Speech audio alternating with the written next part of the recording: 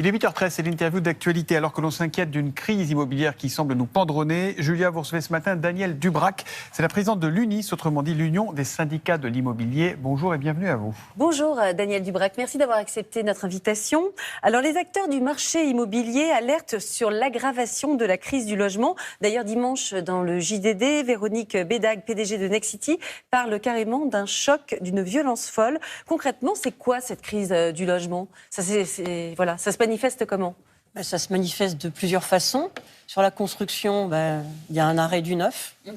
Sur la location, vous savez que maintenant, quand on loue un logement, quand on est propriétaire, bailleur, on a une obligation de rénovation. Les logements sont catégorisés avec des étiquettes énergétiques. Si vous êtes énergivore, vous ne pouvez pas louer le logement. Donc, vous avez faire fuir les bailleurs par rapport à cette étiquette énergétique.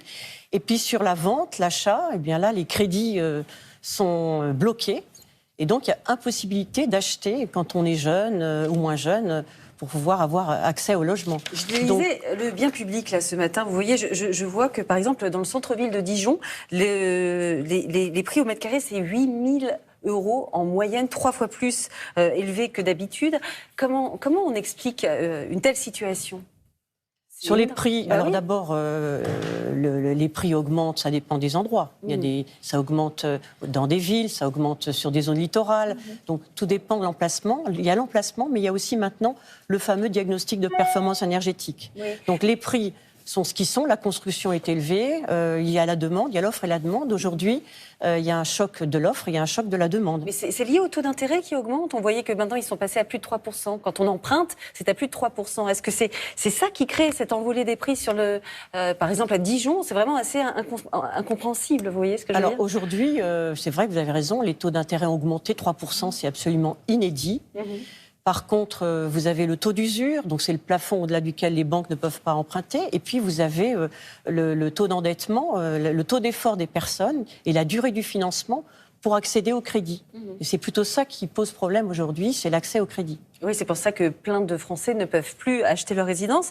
Et pour ceux qui l'ont acheté, c'est pas non plus facile, puisqu'on apprend au même moment qu'il y a quand même une baisse de prix de l'immobilier. Alors d'un seul coup, à Dijon, ça explose, mais par ailleurs, en moyenne, un recul de 0,5% au premier trimestre 2023.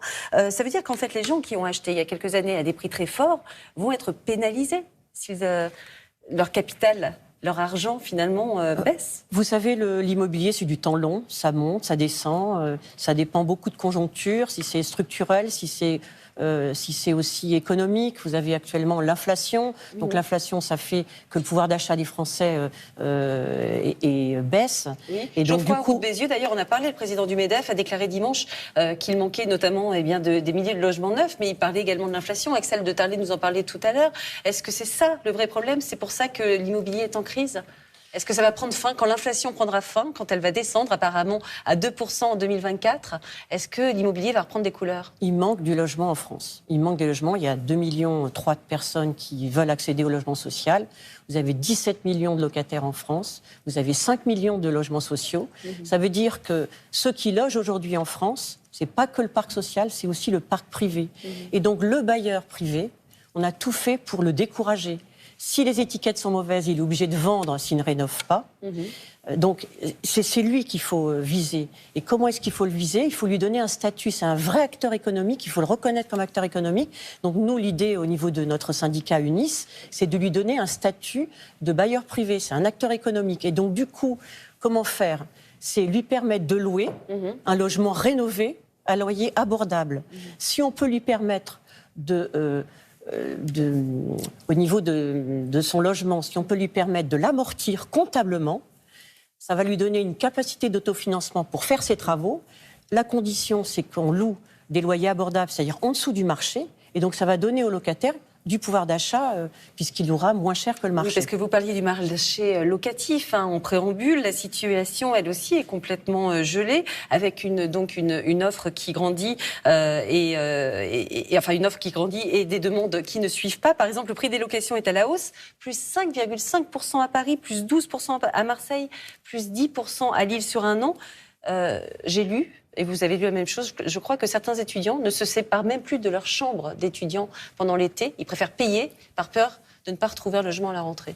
Vous avez l'inflation qui est de 6%. Si l'indice de revalorisation des loyers n'avait pas été bloqué à 3,5%, on serait aussi à 6% d'augmentation. Donc il faut regarder aussi qu'il y a des problèmes de réglementation, de conservation du patrimoine, de rénovation du patrimoine.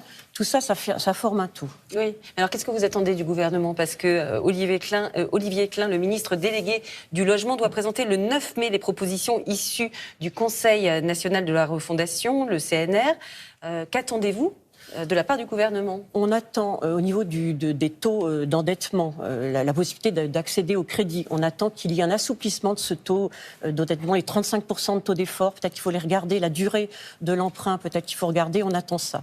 Pour les propriétaires occupants, comme il y a une obligation de rénovation qui ne pèse que sur les propriétaires bailleurs, on attend que ce statut de bailleur privé soit reconnu, donc une possibilité de l'aider à amortir son bien. On ne parle pas de rentabilité, on parle d'un petit rendement.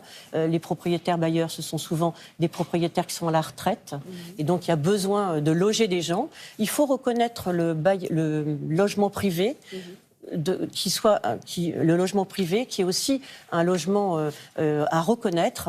Il n'y a pas que le parc social. On n'a pas fait la part belle aux propriétaires privés et au parc social uniquement. Eh bien, il faut reconnaître ce statut-là. Et puis, pour les propriétaires occupants, il faut absolument qu'ils aient accès au financement pour pouvoir rénover leurs biens.